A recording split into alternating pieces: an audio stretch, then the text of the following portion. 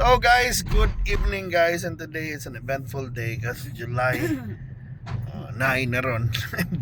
Nag-haze alert ang Cebu. And that's kung ano man yung problema ron sa haze alert kay maulag ang nakuha ng tanan.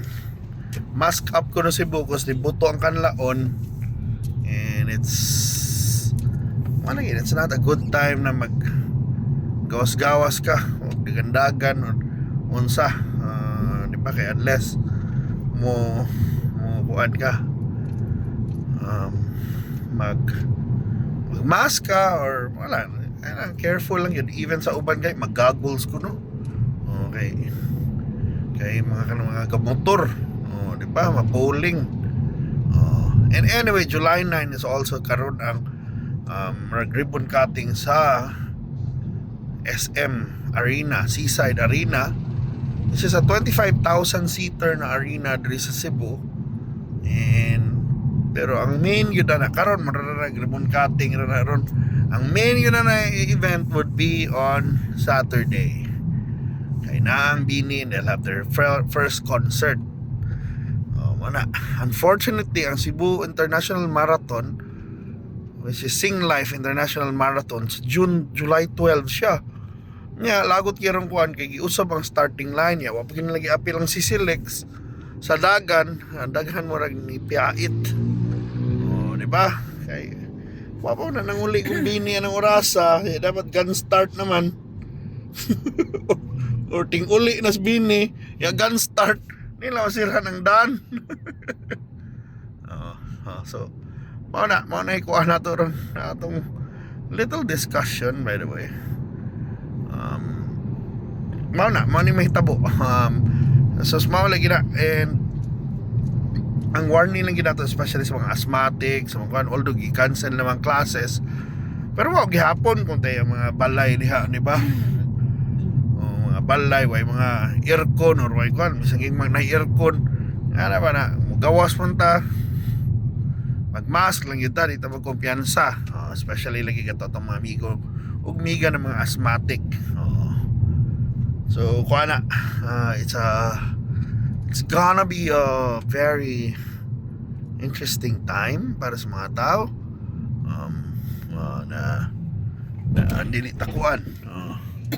Wapo kay Cebu na dili magkumpiyansa lang kay na to yan, di na to kumpiyansahan because ano ba, kuyaw ni ano ba makakuan yun, di ba, maglisod ka ginhawa niya ba, atsi ka, labi na sa mga bata, di ba, magdani kuan.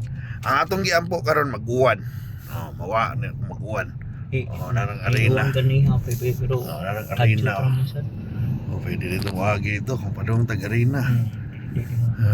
So mao ni gianan diha, di ba? So mao na nang SM Arena guys. And excited na mga tao, and we'll see good ba kung how it will change, sa Cebu. How will it change Cebu, especially sa mga venues. Yan lang tamar, liko tamar. Kana ang siyoso ka. Wala lang mo agi ra ta ba. Okay, nagsiga man ro mga suga. Di ba? Kana ba?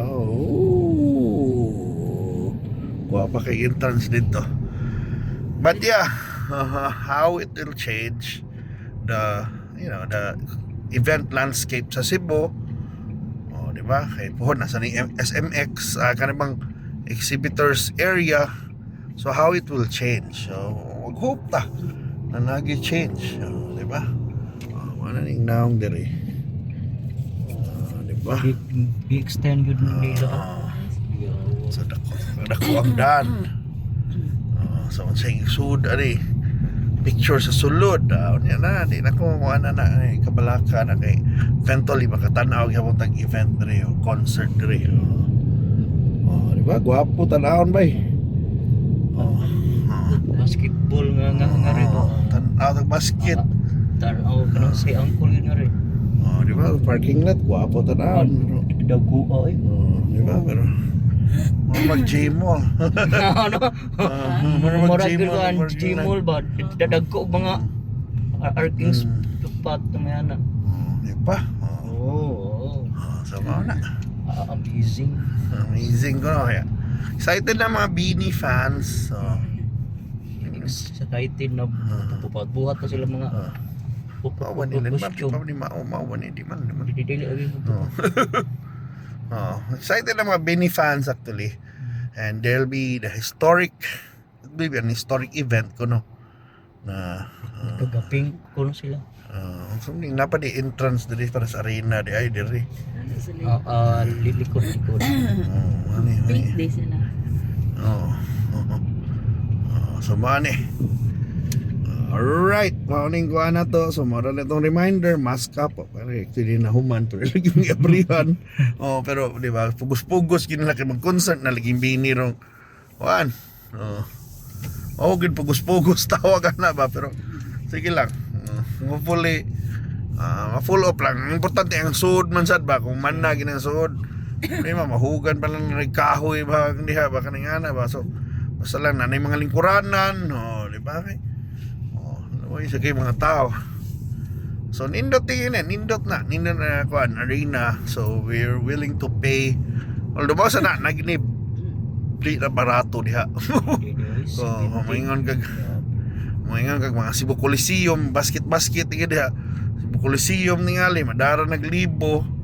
Ang ringside kara team diha kung mga depende sa magduwa ha.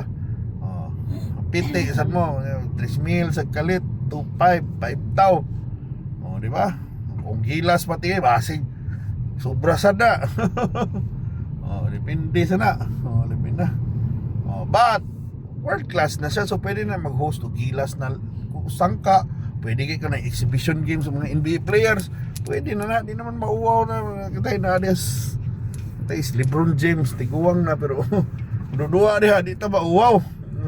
This is nice. Di ba? Pero wala. Kuan-kuan lang tana. And we're hoping na pohon makalantaw tag show diha. So para lingaw ta. But anyway, mo ni atong update July 9 mo na atong memories na to na may opening sa SM Seaside Arena diri sa Cebu. Di pa kuyaw kaayo. Dinhi sa Cebu na ingana. So kaning mga bata sa magduwa ning arena pagkadako. Overtake ni siya. Overtake naman nakisugat. Ay ka-pressure ang luyo. Gwapa kay New Star guys. Pero dami gwapa na nila karibal. But for now, kung may mga natin mag-concert din ng mga dako, mga dato, kaya sila mag-stay sa New Star oy. Di ba? Agad to sa Radisson Blu layo. Yung mga traffic sila gadali. Buuing no. So mana, hinahinay na tas daan. Kata mo to sila aircon masig. Natuk-an to sila skuan sa haze sa ashfall. So sa Cebu, ingat-ingat lang ni buto ang kanlaon, ang ashfall man atong gilikayan. Mga ash ba, abog. Mura nagkuhan ba ng mga abo dahil nila abo. Abo. And mana magampon lang tala maimpasan kay walang na-disrupt man sad gyud ang mga kuan. What if kato mga mag-fun run, di ba? Mag-marathon mo na asphalt. Lisod kay. Di ba? Atong giampuan na lang na mas maayo ang panahon. Or pag-uwan na dayon human maayo ng panahon kay para matangtang ni mga abo dress. Tanang sa amin nila naman. Kaso hugaw kayo. Natungod hugawan siya tungod das kuan mana ashfall. So thank you so much for watching guys.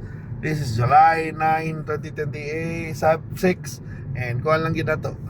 Historic day for SM and wala. And Cebuanos should mask up So thank you so much for watching, guys, for this lovely update.